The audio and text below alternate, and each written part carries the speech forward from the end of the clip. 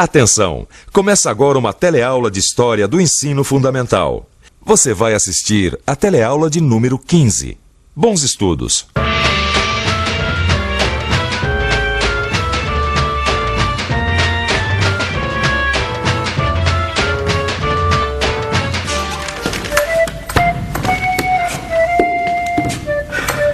Olha só a mala que sobrou pra mim, Vicente.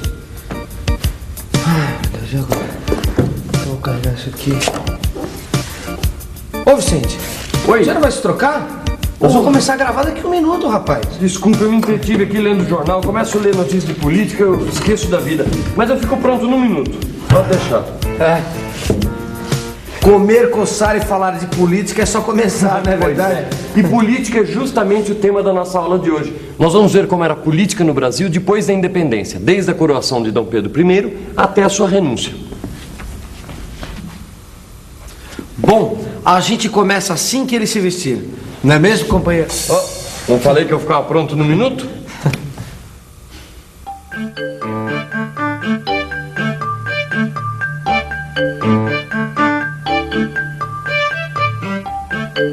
Ora, quem está de volta? Há quanto tempo, nosso ilustre viajante? Eu saí daqui logo depois da independência, 1822. Nós estamos em 1831. 9 anos. Não faz tanto tempo assim. E como sempre, eu volto ao Brasil cheio de histórias para contar. Ei, eu disse que estou cheio de histórias para contar. Eu ouvi. Então continua ouvindo, Horas. Parece até que não ficou interessado. Olha, você vai me desculpar, mas do jeito que vão as coisas, a única história que anda me interessando é a história do Brasil. Mas que história? Nós acabamos de ficar independentes, não fazem nem... 9 anos, do tempo que você esteve fora. E vai dizer que eu perdi muita coisa. E vai dizer que a renúncia de Dom Pedro I é pouca coisa. Por essa eu não esperava. Eu saí daqui, ele tinha acabado de ser coroado. Eu voltei, ele tinha acabado de renunciar ao trono. Agora eu acho que essa história está muito mal contada. Não. É você que está mal informado. Mas deixa comigo que eu vou te contar essa história direitinho. Independência ou morte!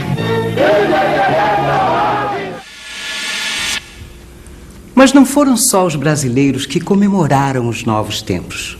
Os portugueses que viviam aqui desde a vinda da família real se uniram para dar apoio político ao imperador Dom Pedro I e formaram um grupo que ficou conhecido como Partido Português.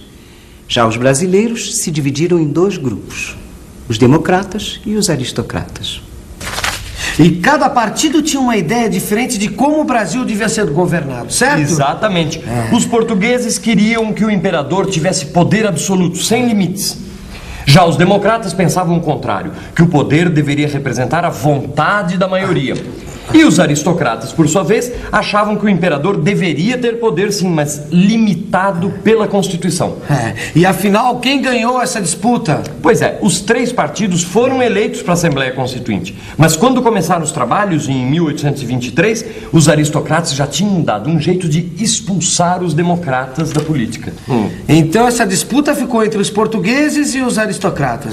Mas não por muito tempo, não. Peraí, como assim? O que acontece é que o imperador fechou a Constituinte e nomeou uma comissão para elaborar a lei máxima brasileira à sua medida, a Constituição Política do Império do Brasil. Isso já foi no ano de 1824. O poder estava todo concentrado nas mãos dele. Vocês já imaginaram a briga que Dom Pedro I comprou? De um lado, o imperador e os portugueses, do outro, os brasileiros. E o campo de batalha era a nossa primeira Constituição. Mas o que é realmente uma Constituição? E por que ela é tão importante? Vamos ver? Seu Gustavo, o senhor precisa entender que a gente não pode mudar as cores da encomenda de uma hora para outra. Tá tudo pronto aqui, tudo, tá tudo... Quem é que vai arcar com esse prejuízo? Tá bom, eu vou ver o que eu posso fazer. Até mais. Cidinha, seu Gustavo quer que a gente faça os uniformes tudo de novo. E ele pode mandar assim, sem mais nem menos? sei lá, né? Ele também é nosso sócio, entrou com a maior parte do dinheiro. Ah, não, vou resolver isso já. Procura aí o contrato social. Ah, boa ideia. Foi pra isso mesmo que nós fizemos um contrato.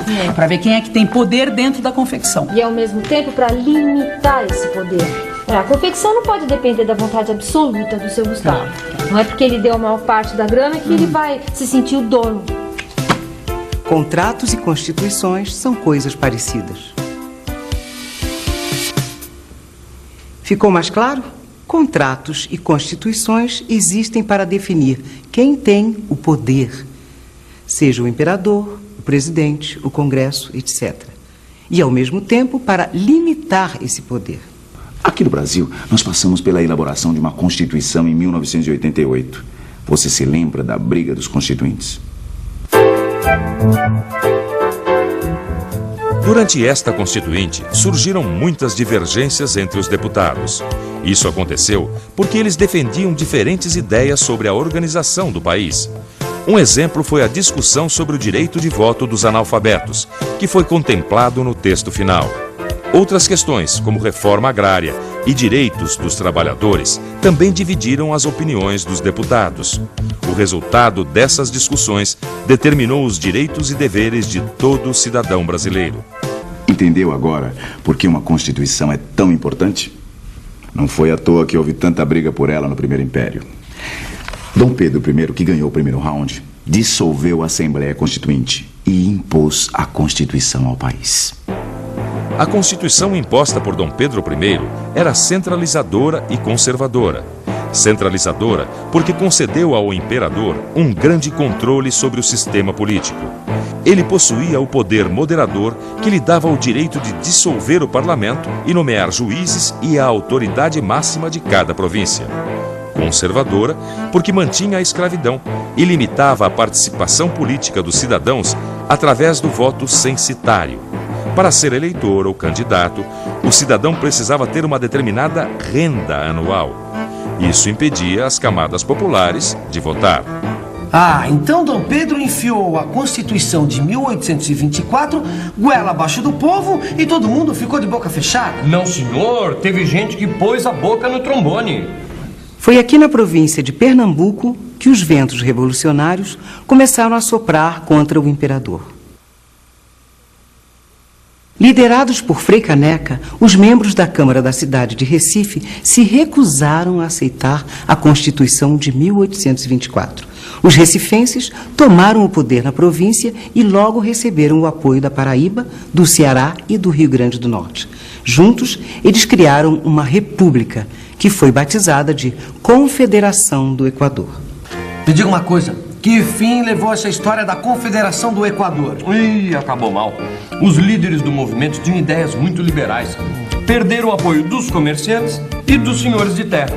O governo central mandou as tropas para lá e acabou com tudo. Os líderes foram condenados à morte.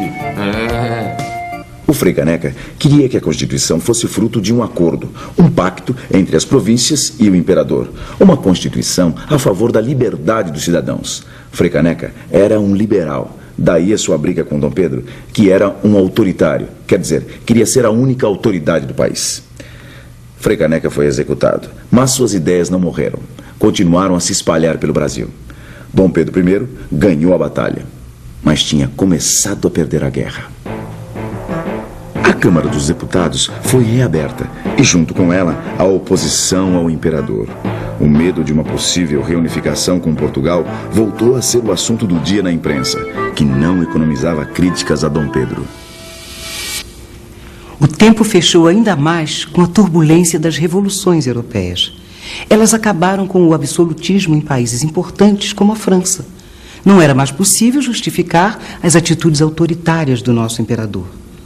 O clima político piorou ainda mais no Brasil com a pressão de uma crise econômica provocada por problemas na agricultura de exportação. Pois é, no meio desse tumulto todo, Dom Pedro se envolveu na sucessão do trono português. Queria que a sua filha fosse a escolhida para herdar a coroa.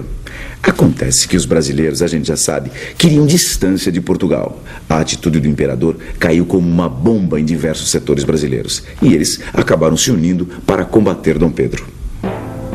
O jogo político chega a um ponto crítico com o assassinato do jornalista Líbero Badaró, que fazia oposição ao governo. A agitação política chega às ruas. Aumenta o conflito entre os portugueses partidários do imperador e os brasileiros unidos na oposição. Dom Pedro ainda tentou fazer diversas jogadas políticas, mas a coisa só piorava.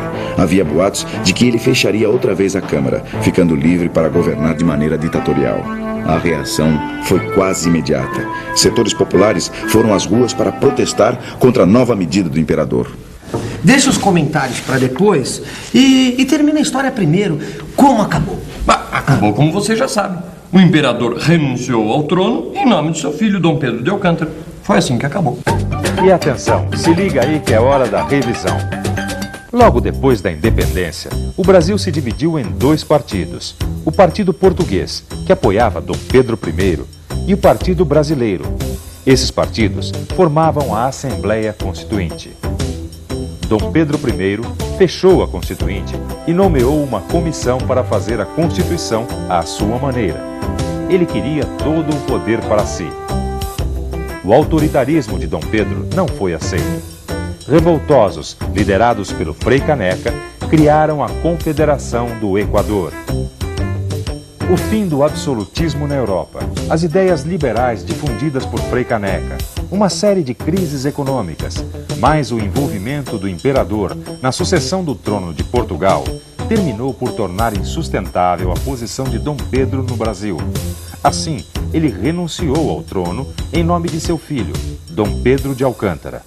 A renúncia do imperador foi uma grande vitória dos grupos políticos brasileiros. Acabou-se o medo da reunificação com Portugal. Era hora de recomeçar a construção do Estado de acordo com os interesses brasileiros. Bom, e agora que você conhece um pouco melhor esse período da nossa história, diz aqui pra gente, quem era cidadão no Império do Brasil? Não precisa responder agora. Consulte seu livro, investigue você também a nossa história.